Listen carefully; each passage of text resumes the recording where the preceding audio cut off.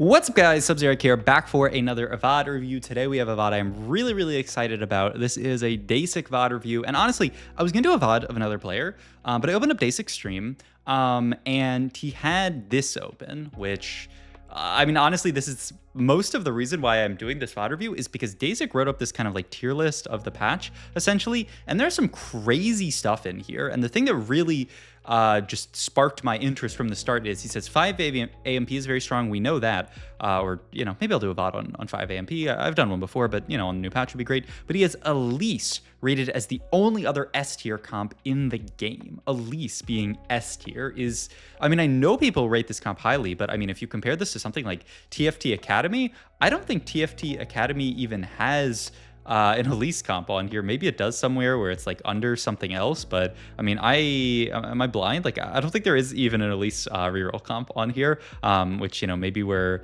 taking time to get there, but yeah, it's just not on there. So I thought, okay, we have to VOD review Dasic, who thinks this comp is just beyond broken. We have to VOD review him. And the other thing that I thought was really interesting is a lot of people, when they think about Elise reroll, I think they're thinking about this board. This is the board that I saw when I was introduced to Elise reroll, which is, you know, you're playing 4 Dynamo and then 3 Syndicate, and then you can fit Rostin, get Vanguard in, you can fit Gragas in later, and, you know, obviously get better Dynamo, get Aurora in later. But, you know, this is the version that I've seen people yap about. And this is not the version that Dasic thinks is actually strong. Somebody asked him in the stream. They said, hey, do you need to hit Braum 3 for this comp to be good? And he said, actually, the Braum version is not very good. All the other versions are good. And so I thought, okay, you know what? I have to watch him play this comp. I have to see, you know, what he cooks up this game. The only other thing is we are starting the game at 1-4 for some reason. Well, actually, I know why. It's because if you skip back further in the VOD, he's like watching this video. You can see my head covering it slightly down here. He's like watching this video while he plays the game, and he forgot to like pull the video down, and so the video was just covering up the entire screen for most of the early game. So we don't have, but we do have 1-4 here. This is where we start, and honestly, I mean, we have a, you can see why he would think about leaning towards Elise. We actually started the game with Elise pair, probably dropped from Orb here. We also have Kindred, and we also have Nidalee pair here. So we already have Nitro in with an Nidalee pair with an Elise pair. So, I mean, I could certainly see this being an Elise game from this spot here. And then he rolls down, picks up Heroic Grab Bag, which is gonna be really nice. And, oh my God, these aren't free refreshes. These are real gold refreshes he's using at 2-1 here. And the idea must be, okay, I mean, this is insane. We're Nidalee pair, Kindred pair, I mean, Jax pair as well, Elise pair, but you can't even hit Elise 2 because we're rolling at level 3. We're gonna roll down here and try to hit our 2-star Nitro units to accelerate our Nitro stacking. I mean, that's the only logic that makes any sense here. Now, is this good? I mean, I'm really doubtful, honestly, that we should roll to 0 here. I mean, we have to VOD review this game now, because what is this start?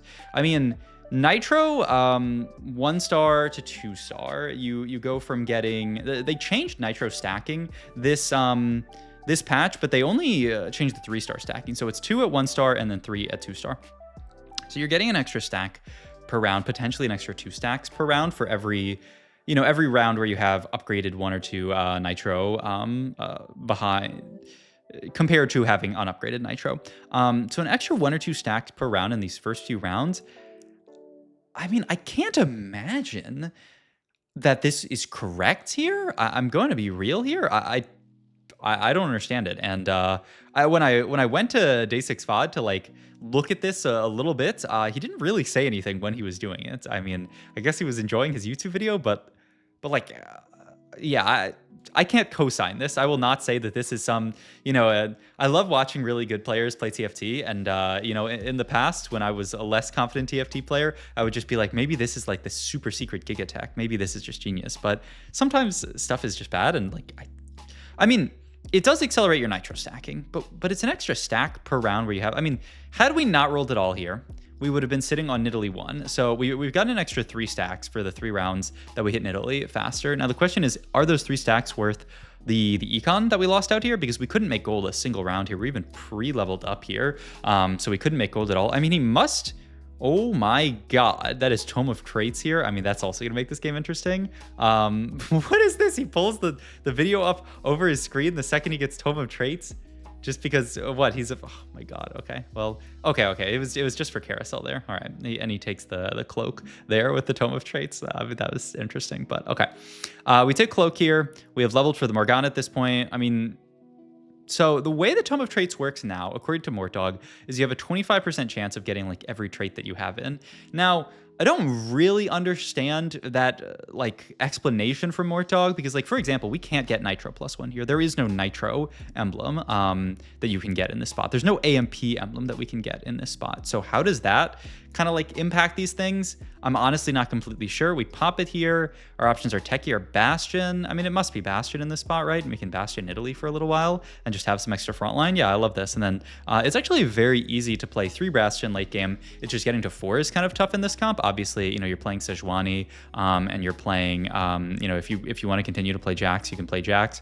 And then you're playing I mean, if you're actually playing into Vertical Nitro, you're playing the Shyvana. And so that's 3 right there. And then like, obviously, like Renekton is like the dream eventually, but I mean, you could also skip Renekton, and I mean, it's a little bit harder to hit him, so like maybe you just don't play for Renekton. I mean, it did make sense as like a really nice way to stabilize on like level 7 or level 8. We'll see how the board actually ends up fitting in, but okay. This is our spot. We have hit all of our Nitros to start at this point, so I guess the next question becomes, okay, what do we do from here, kind of like rolling wise here, because... And ooh, look at this. So his idea, yeah, I actually love this a lot. This is really, I mean, smart, makes a lot of sense, and I think it's just a good way to get into a spot here. Like, we make Gwinsu's here, which, I mean, it's not an item onto, you know, Elise. You know, we're not going to leave this Gwinsu onto Elise. But because we've hit Bastion +1, we're really incentivized to play Bastions on this board. And so we really want to play both probably Sejuani and the Jax. We're probably going to fit Jhin in for Dynamo, but we can actually probably fit 5 Exo on this board with the Zeri, and the Zeri can hold on to the Gwinsu's. And the other big thing is obviously it's an item slammed onto our Elise. Would it be crazy to take Wand Overflow here? We're really low on Elise items here. I kind of love Wand Overflow from this spot here and just get us to Elise items here. You can make Crown Guard, you can make Deathcap, you can make Gunblade, you can just make everything here. I think it's a very nice Wand Overflow here. And yep, we're going to pick this up here. I think this is beautiful. Also, people on this like current patch, I think, are very hyped about. And yeah, he's actually going to use another dupe here. Ooh, and yep, move these items over. Not sure why we moved the Gwinsu's, actually, because he's going to go double Deathcap? No, he's just, yeah, I think this is the setup that makes the most sense. So he actually burned a remover there for no reason, but all good. But people actually really like item Augment on this patch, like way more than they have in previous patches this set. The idea being there's actually like way lower, and yep, he will team planner out, kind of the exact board that I was talking about, where we're actually going to fit in 5 Exotech. Mordekaiser is the nice last Exotech because he's also techie onto this board, which is cool. But people really like item augments on this patch because of the changes to kind of like the loot drop for minions. You get less items on average now with that, you know, change, and so, you know, if we're all of a sudden in a world where you're getting less items on average, the value of an item augment has gone up greatly, actually. So that's kind of the reasoning why people are taking item augments way higher now. You see, I think the last VOD that I did where, I forget who it was, but they took item grab bag. It was a Soju game, right? But yeah, they took item grab bag. I think that really was just a, you know, we love items situation. You could take Spark here. You could take... He's looking at Chain here, interestingly enough. I don't know what the Chain's for, because we still don't have a Marshred. I'd have easily just slammed Spark in this spot. Maybe he doesn't value Spark that highly. Also, we have an even bigger video here. I mean, I can't make my head big enough to cover this, but I guess we are just going to chill out the rest of the stage while watching. I will say, he does get rid of the video when we get into, like, stage 4, I think. So we just have this giant video sitting here for a little while. But hey, we can watch the fights go on. And, you know... I guess he really enjoyed this video. I don't know. I mean, this is such a TFT player thing to do, to be like watching a video while you play TFT, but this is actually like next level where he's streaming while watching a video while like, I'm actually gonna make my head bigger here, because what if my video gets, it's actually like possible that like my video could get claimed for having bits of somebody else's video in it. So, you know, I'm just gonna make my head bigger and it's gonna be giant me until he makes the video smaller. But okay, whatever, all good. In any case, we are 100 streaking, which is really nice. You can see the power of this Nidalee or Elise unit. This is why I think people rate Elise so highly. It's just, we have easily just cleared the entire early game of this game by just playing around Elise. You know, we've just made it straight to level 7. I mean, with the duplicators as well, we did not have to roll a single time, and we're 100 streaking, and a lot of these fights don't even look close. This Elise unit is just doing insane work. So now we are kind of coming to the crossroads where we have to ask, like, okay, are we going to roll more on level 7? We get 9-turn egg here. Oh, I guess that's the portal that we were in. I just found that out. But yeah, like, are we going to roll more? Oh, I think the video's like paused. Okay, so I think we are going to finally move the video here, though not before finishing our items off here. Bramble Vest and TG.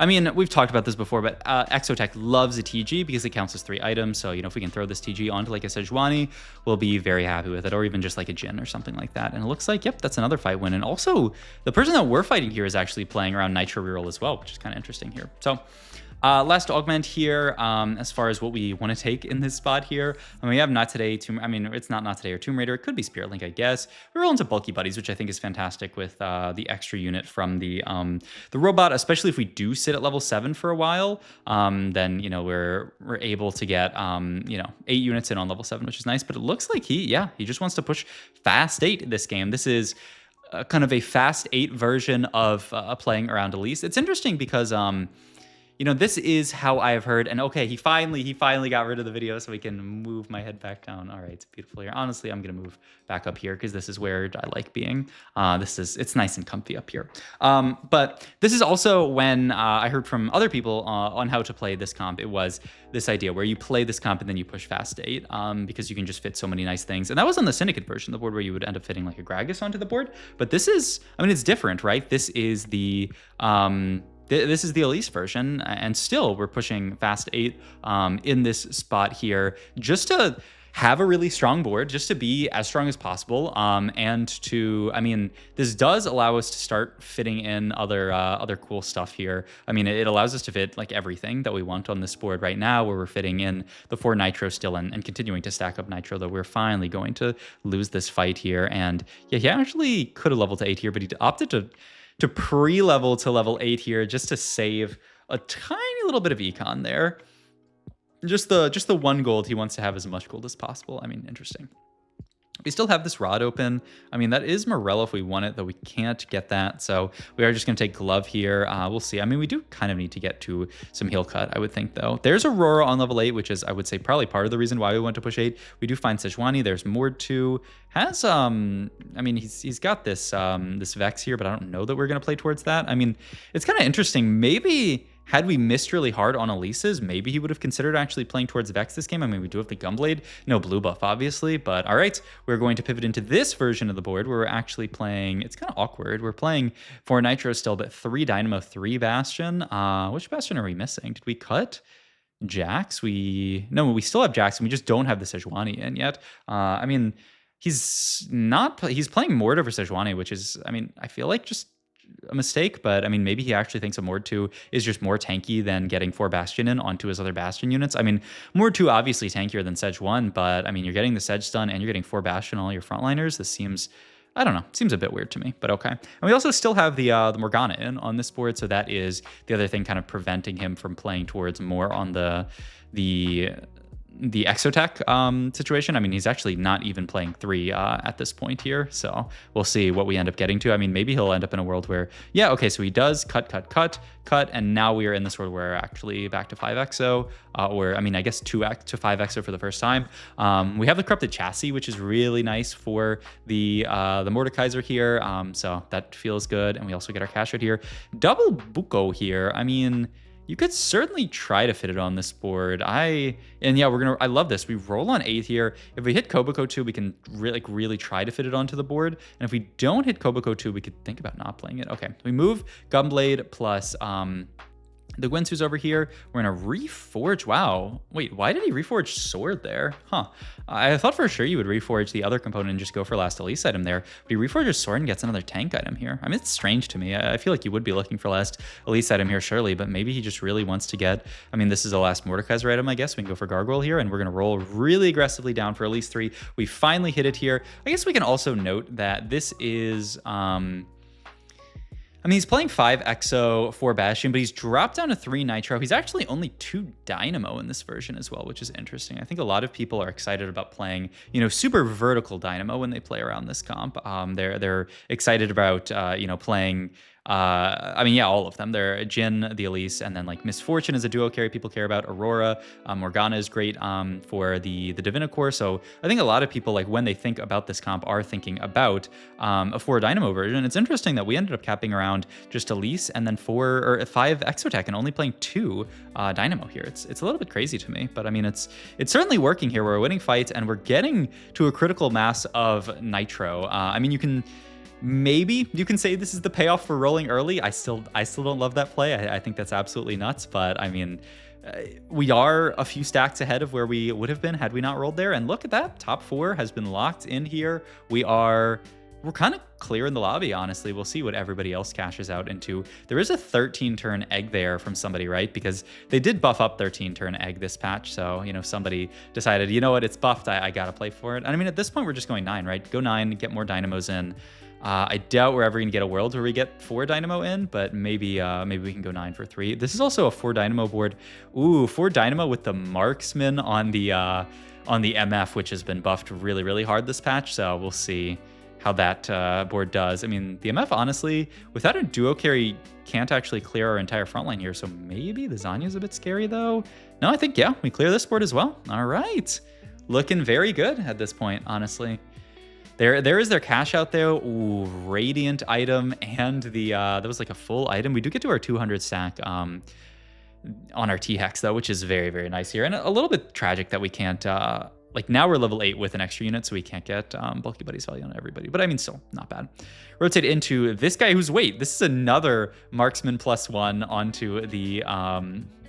onto this Misfortune, but it's a 4 Marksman setup here. Here, this really benefits from the extra Armor MR cut here. I mean, yeah, you can see why that comp does so well. All right, I want to just skip through minions here so we can get to the last couple of fights here and see what we end up placing here. Move all these down. We're going to move Morello over to the Aurora. She's a fantastic, always throw Morello onto your Aurora because she basically just hits the entire board. So, I mean, it's free real estate to do that. And I mean, now that we're level 9, we have the Aurora in, we have Bulky Buddies onto everybody. We'll see how high we can kind of... I mean, we'll just see what this Elise board does into these other, I mean, very capped boards, right? These are not bad boards by any means. This is a really strong Street Demon board. We're going to lose to this. Really hoping that that Hypno and Jetasaur just end up fighting, and then, you know, somebody dies there, and then maybe one more person ends up, like, fighting another, and then we end up in a spot where we can actually top 2 here because, I mean, it looks like the board is capping out low enough that we can't beat the Giga high cap boards, but it is capped high enough that it's beating, like, a lot of the other boards. So we'll see.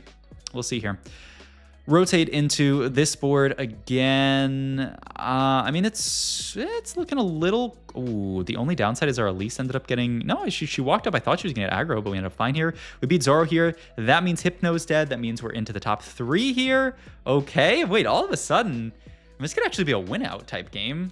We got a couple more fights here. Also, I have something I have to go to in a minute and a half, so this video is going to be over in a minute and a half here. I'm probably going to speed up during Carousel to get through that, but I booked myself up right against this. But okay, rotate into the Vanguard plus Marksman MF setup here. That MF, yes. I mean, I think this is the disgusting setup to play Marksman MF into. Oh, and Jetasaur doesn't take a loss here, so let's speed through Carousel because I only have a minute left, and let's watch our last fight here. We took Shojin for Aurora. I love it here. All right. I mean, this is either us winning and it's like a top 2, or this is us losing and it's a top not 2. We do win this fight, so that must mean it's a top 2, right? Somebody has to die here. Jetasaur goes down, and I mean, we're rolling down to try to find something, and yeah, let's just watch the last fight and then I gotta go. But I mean, this was a fantastic game. I loved watching this here. Even if this is a loss to the marksman board, I think this Elise board did fantastically. I still don't understand the role really early into the game, but ooh, and a close fight, but a very solid second from Dasik. So